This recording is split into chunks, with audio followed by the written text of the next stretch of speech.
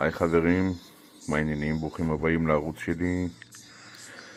סילבר זיפו, השם שלי באמת סילבר, זה רק שתדעו.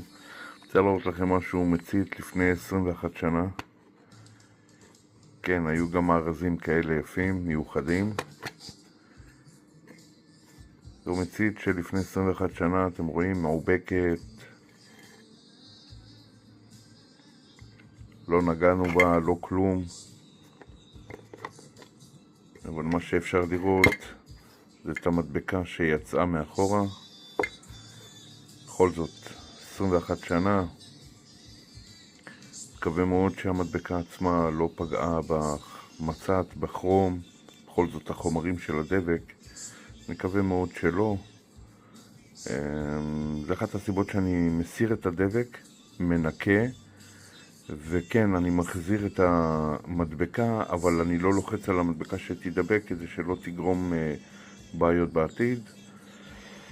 רוצים סרטון נוסף לראות את הפיניש, איך הוא נראה אחרי זה? לייקים, תגובות, אני מאוד אשמח. תודה.